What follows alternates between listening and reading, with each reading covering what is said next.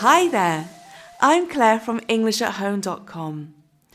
A common problem when you learn a new language is that it's easier to understand words and phrases when you see them written down or when you hear them, but it's much more difficult to use them in a conversation. So today I have 3 tips for you to help take your vocabulary from okay to great. Tip number 1, be more specific. So rather than using boring vocabulary, try to be more specific. So for example, you can say, I like eating pasta with vegetables for lunch. But this is a little bit boring. Instead, give me a real example. Say something like, my favourite dish is spaghetti with cherry tomatoes. By the way, cherry tomatoes are those really small tomatoes.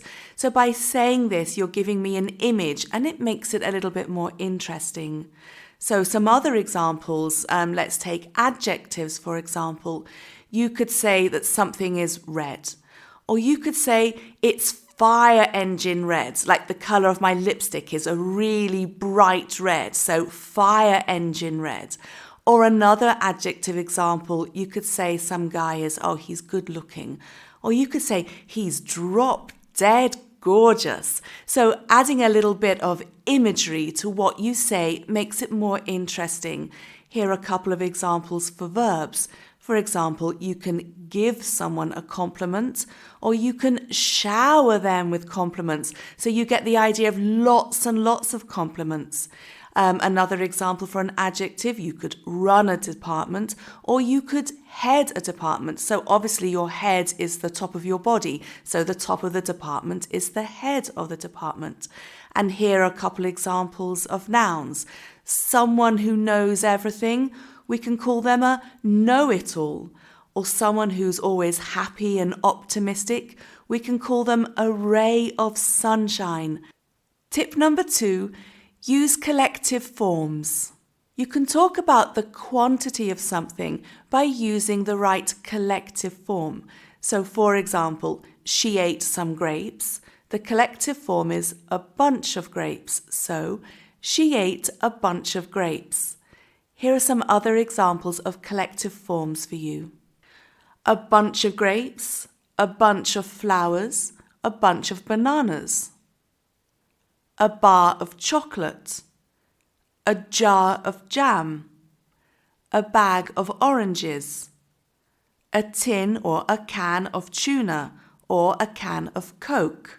Tip number 3, use compound nouns. You can often put more than one word together to form a new word, and this is called a compound noun. Compound nouns are quite logical, so don't be frightened to try some of your own. Here are a few examples just to get you started, and all these compound nouns are related to summer. So for example, a deck chair. This is a type of chair that you sit on in the garden or at the beach. A sun lounger. This is a type of bed that you lie on so that you can get a suntan. A suntan is when you sit in the sun so that you go brown. A beach ball. This is a type of a big ball that you can use on the beach. Or finally, a cool box. A cool box is a type of box and you can put food and drink in it so that it keeps cool.